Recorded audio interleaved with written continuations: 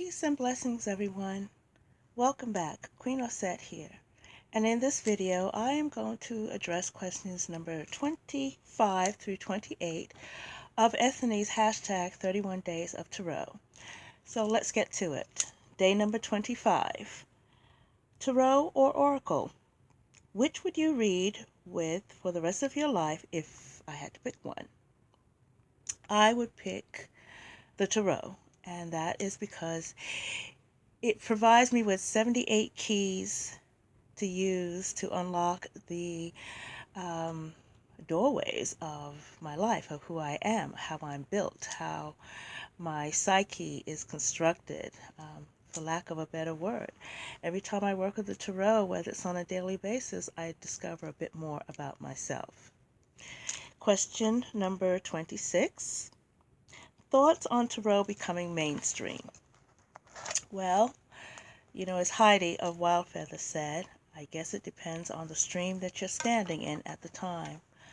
I don't believe that tarot will become mainstream. I think that depending on the community, and if you look at me, you know which community I come from, it still carries a heavy stigma. Also, the tarot in of itself, the construct producers and the production and the illustrators and all of that aren't necessarily supportive of this divinatory spiritual tool becoming the mainstream. And that's okay. It's also akin to learning a skill. Now, outside of tarot, my greatest love is sewing. So as a seamstress, as a sewer, as a designer, there is no pattern, no piece of cloth, no fabric that is beyond my realm of understanding. So let's say you come to sewing with no knowledge. It's usually advised that you start with a beginner's pattern, right? And the reason why you do this is so that it piques your interest. And that's why a lot of times many people are instructed or encouraged to choose a deck, number one, that resonates with them, and number two, that's not too over their heads so that you can stick with it. But, the tarot is not something that everyone wants to work with. It's 78 cards to learn. It's a process. There's a methodology behind it.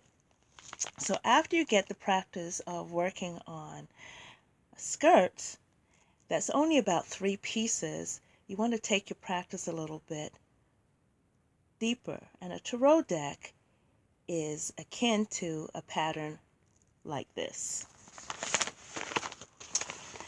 This is a designer pattern, and it's gorgeous. And that would be like Sun and Moon Tarot deck. It's gorgeous. It resonates with you. It's something you want to do. And you get this pattern home, and you open it up, and this is what you have. And this is considered your little white book. And this pattern has 5 pages with instructions on how to construct this jacket. And half of the pages are in French.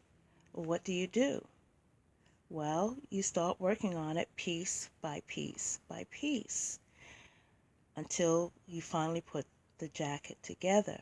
And it's the same thing with learning tarot.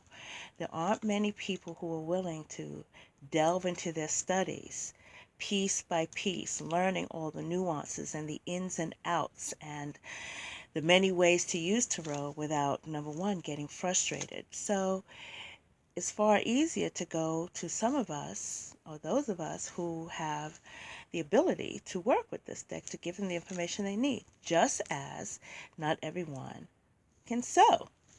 And then you also have your different types of readers as well.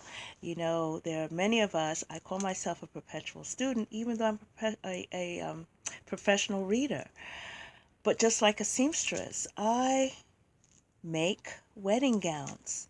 But do not ask me to make Roman shades or upholster a couch. I cannot do it. And it's simply because maybe I don't like to do it. I can do it, but I struggle with it.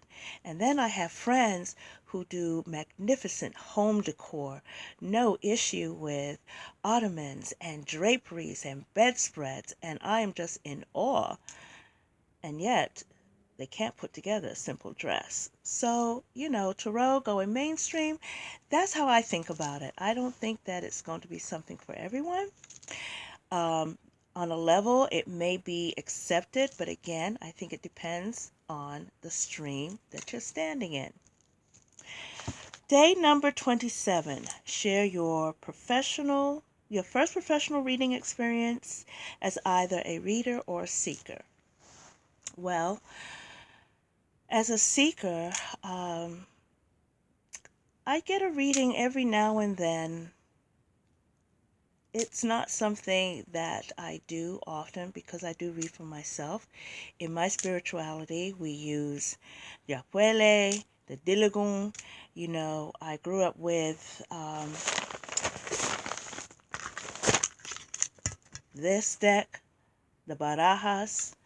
So seeking a reading is not something that is absolutely necessary for me.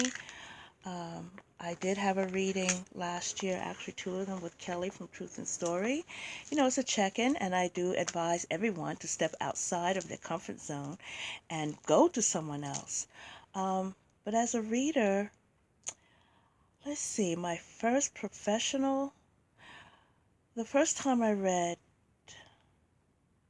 for someone professionally, and it wasn't even the first time, I have to say.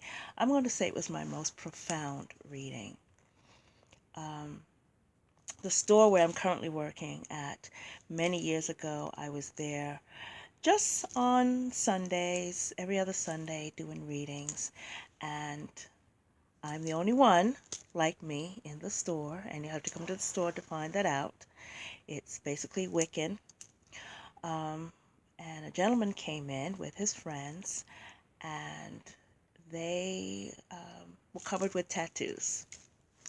And so I guess they have a particular affinity, at least at that time they did. And supposedly, just for shits and giggles, they wanted to have a reading with moi. And after he separated from his friends, we went to the back room, and his demeanor changed. And he sat down, and he began to tell me a little bit of his life story. And unfortunately, at that time, he was dealing with a medical issue, and he was greatly concerned about the time that he had left on this planet. And I asked him, so what do you want to know? And he asked me, am I going to die? And I said to him, yes, but not today. And so that was my most profound reading. It was not so much a reading, but more an engagement. And that's one of the things that I love about Tarot. It's so much more than just reading the cards. It has you engage with another human being that may not otherwise cross your path. I always say that many people who come to us for readings, we are like the last stop on their train ride. Perhaps they have sought out alternate sources, alternate resources, tried different things, and they just wanted to getting a reading from a person who has no judgment, because you're not supposed to have any judgment, and that will answer my next question, a neutral party, just to see if they can hold on for another 24 hours. And that's my responsibility as a reader. So to answer question number 28, is there a celebrity that I would not read for, no matter how much money they were paying me? No. I will take that money. I will build a school. I will dig wells for water. I will open up a community center. I will open up a homeless shelter. I will be able to fund this dream tarot share that I plan on having. No, there isn't a celebrity that I would not read for, no matter how much money they were paying me. I do not feel, this is my personal opinion, that it is my role and my responsibility to be judgmental of a person when they are coming to me for a reading.